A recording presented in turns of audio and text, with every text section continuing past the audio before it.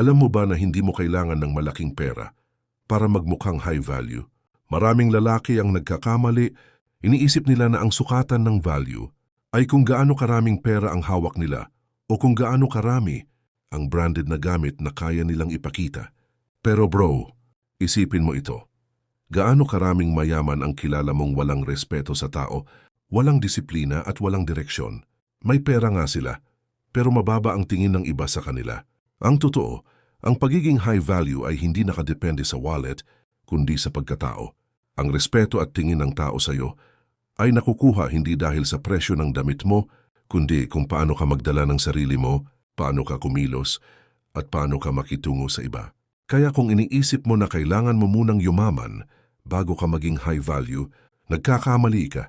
Sa video na ito, pag-uusapan natin ang 7 katangian na pwede mong simulang gawin ngayon na kahit wala ka pang pera, para tumaas ang tingin ng tao sa iyo. Lahat ng ito libre, pero kailangan ng disiplina, effort at tamang mindset. Handa ka na ba? Simulan natin. Unang katangian, disiplina sa sarili. Bro, aminin na natin lahat ng bagay sa buhay. Umiikot sa disiplina. Kung wala kang disiplina, kahit gaano kalaki ang pera mo, mauubos lang yan. Pero kung may disiplina ka, kahit maliit ang resources mo, kaya mong mag-level up. Halimbawa, disiplina sa oras. Ang high-value man hindi palaging late, hindi siya yung tipong laging may excuse. Kapag may usapan, sisipot siya on time. Dahil alam niya, oras ay respeto. Kung hindi mo kaya respetuhin ang oras ng iba, paano ka re-respetuhin pabalik? Disiplina sa katawan. Hindi mo kailangan ng mamahaling gym membership para mag-alaga sa sarili. Push-up sa bahay, jogging, o simpleng stretching kada. Umagayan ang magpapatunay na kaya mong i-manage ang sarili mo. Mas mataas ang tingin ng tao sa lalaking fit at disiplinado kaysa sa lalaking laging pagod at walang energy. Disiplina rin sa bisyo. High value ka kapag kaya mong kontrolin ang sarili mo sa alak, sigarilyo, o kahit anong temptation. Hindi ibig sabihin bawal ka mag-enjoy, pero kaya mong i-handle ang sarili mo. Dahil tandaan mo, kung hindi mo kayang kontrolin ang sarili mong habits, paano mo pa makokontrol ang mas malalaking bagay sa buhay? Pangalawa, presentation at kalinisan. Bro, malaking bagay ang itsura, pero hindi ibig sabihin na dapat laging branded o designer. Ang tunay na high-value man, marunong magdala ng kahit anong suot. Simple lang ang sikreto. Malinis, maayos at disente. Hindi kailangan ng Gucci para magmukhang kagalang-galang. Kahit plain shirt lang, basta plansado, walang mansa, at sakto sa katawan mo, mas mataas ang dating kaysa sa taong naka-branded pero gusot at dugyot. At hindi lang sa damit, pati sa personal hygiene. Malinis na kuko, ayos na buhok, at higit sa lahat mabango ka. Alam mo ba na isa sa unang napapansin ng tao ay amoy mo? Kung amoy pawis ka palagi, kahit anong ganda ng suot mo, bababa ang value mo agad. Dagdag pa rito ang body language. Tumayo ka ng diretso, wag laging nakayuko. Maglakad ka na parang may purpose, hindi yung parang lutang. Sa simpleng bagay na yan, nag-iiba ang presence mo. Kung may respeto ka sa sarili mo, makikita agad yan sa panlabas mong itsura. At bro, tandaan, kung hindi mo kayang alagaan ang sarili mo, paano mo ipapakita na kaya mong alagaan ang iba? Pangatlo, marunong kang makipag-usap. Bro, ito yung skill na sobrang undervalued, pero napaka-powerful. Ang dami kong kilalang lalaki na ang gagaling sa trabaho, may itsura pero bagsak sa komunikasyon. Hindi nila alam paano makisama, paano magdala ng usapan o paano makinig ng tama. Unang punto, listening skills. Alam mo bang karamihan ng tao nakikinig lang para makasagot, hindi para makaintindi? Ang high value man iba, nakikinig siya para maintindihan, hindi para maghanap ng rebuttal. Kung kausap mo ang babae, ramdam niya kung tunay kang nakikinig. Hindi lang yung okay, tapos ilalabas mo agad ang sarili mong kwento. Pangalawa, clarity at sense sa pananalita. Hindi kailangan laging malalim ang mga salita. Mas importante na malinaw, may confidence at may respeto. Kung nag-e-explain ka ng point mo, gawin mo itong simple at direkta. Ang taong marunong magpaliwanag ng komplikadong bagay sa simple paraan, mas mataas ang value. Pangatlo, presence sa usapan. Hindi ka nakatingin sa cellphone habang kausap ang tao. Nakatingin ka sa mata, nakikinig, at nagbibigay ng sagot na may sense. Malaking bagay ang eye contact at composure. Hindi mo kailangan maging comedian para maging engaging. Minsan, sapat na ang pagiging authentic at confident. At tandaan bro, hindi lang ito sa romantic relationships. Kahit sa trabaho barkada o kahit simpleng pakikitungo sa tindera, malaki ang naidudulot ng communication skills. Kapag marunong kang makipag-usap, mas nagbubukas ng pinto ang tao para sa'yo. Kahit wala kang pera, respeto agad ang makukuha mo. Pang-apat, control sa emosyon. Bro, dito madalas bumabagsak ang mga lalaki. Ang iba, konting spark lang, galit agad. Konting kritisismo lang, pikunin na. Ang iba naman, sobrang hina ng loob, iyak agad kapag may problema. Walang masama sa pagiging emosyonal, pero ang pagiging alipin ng emosyon mo, dun ka bumababa sa tingin ng tao. High-value men are calm.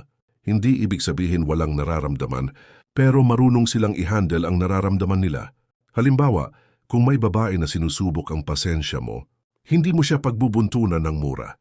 Kung may tropa kang nagyayabang, hindi mo kailangan sabayan para patunayan ang sarili mo. Ang tunay na lakas, nakikita sa kakayahan mong maging kalmado kahit mainit ang sitwasyon. Think of it this way. Kapag may sunog, sino ang susundin ng tao? Yung taong nagwawala at sumisigaw o yung taong kalmado at nakakapagbigay ng malinaw na direksyon? Siyempre yung kalmado. Ganon din sa buhay. Kapag kaya mong magdesisyon nang hindi nadadala ng galit, lungkot o takot, mas mataas ang tingin ng tao sa iyo. Control sa emosyon ay hindi pagtitimpi lang, kundi maturity. Kapag kaya mong i-handle ang rejection, failure o stress nang hindi bumibigay, ibang level ka. At bro, tandaan, kung ikaw mismo hindi mo kayang i-handle ang sarili mong emosyon, paano ka pa aasahan ng ibang tao sa mas malalaking bagay? Panglima, ambisyon at purpose. Bro, heto yung isa sa pinakamalaking turn-on para sa kahit sino, hindi lang sa babae, kundi pati sa kapwa lalaki na humahanga. Ang taong may direksyon, kahit wala pang pera, may dating agad. Sabihin na nating ordinaryo ka lang ngayon, pero may pangarap kang maging entrepreneur o professional. Kung nakikita ng tao na may ginagawa kang steps, kahit maliit pa yan, mas mataas agad ang tingin nila sa'yo. Iba kasi yung tao na gumigising araw-araw na may goal, kumpara sa taong gumigising lang para mag-scroll sa phone buong araw. Ang purpose ay nagbibigay sa iyo ng lakas kahit mahirap ang sitwasyon. At kapag meron ka nito, mas nagiging matatag ka. Hindi ka basta-basta matitinag ng failures dahil alam mong parte lang sila ng proseso. Alam mo ba kung bakit maraming lalaki na mayaman pero hindi high value? Dahil wala silang purpose. May pera nga pero walang direksyon, kaya walang fulfillment. Pero kung ikaw kahit wala ka pang pera, pero may malinaw kang landas, at gumagalaw ka papunta doon, mas tunay kang high value. Pang-anim, may integridad at respeto. Bro, walang halaga ang pera kung sinungaling ka at manloloko. Ang high value na tao, paninindigan ang salita niya. Kapag sinabi mong darating ka, sisipot ka. Kapag nangako ka, tutuparin mo. Hindi kailangan perpekto, pero dapat consistent. Dagdag pa respeto sa lahat ng tao, hindi lang sa mga babaeng type mo o sa boss mo, kundi pati sa waiter, sa guard, sa tricycle driver. Kasi doon lumalabas ang tunay mong ugali, hindi sa pakikitungo sa taong mas mataas sa'yo, kundi sa pakikitungo mo sa taong mas mababa o walang kapangyarihan sa'yo. Kapag may integridad ka, kahit wala kang pera, mataas ang tingin ng tao sa'yo. Dahil alam nila, mapagkakatiwalaan ka. At tandaan mo bro, trust is currency. Minsan mas mahalaga pa yan kaysa pera. Dahil kapag may tiwala ang tao sa'yo, darating din ang opportunities. Pang-pito, confidence na walang yabang. Marami ang nalilito dito. Akala nila confidence ay pagiging maingay at nagyayabang. Pero ang tunay na confidence tahimik. Pero ramdam ng tao. Confidence ay makikita sa simpleng bagay. Kung paano ka maglakad na diretsyo, kung paano ka tumingin sa mata ng kausap mo, at kung paano ka tumatayo sa desisyon mo. Hindi ito kailangan ipagyabang, hindi mo kailangan ng mamahaling relo para maramdaman ng tao na confident ka. Ang arrogant kasi, laging naghahanap ng validation, kailangan laging bida. Pero ang confident man, kahit walang palakpak ng tao, alam niya ang value niya. At yan ang tunay na high value trait. Kaya bro, kahit wala kang pera, kung kaya mong mag-project ng confidence hindi sa yabang, kundi sa posture, sa pananalita, at sa decision-making lalabas ang presence mo. At yun ang mas malakas kaysa pera.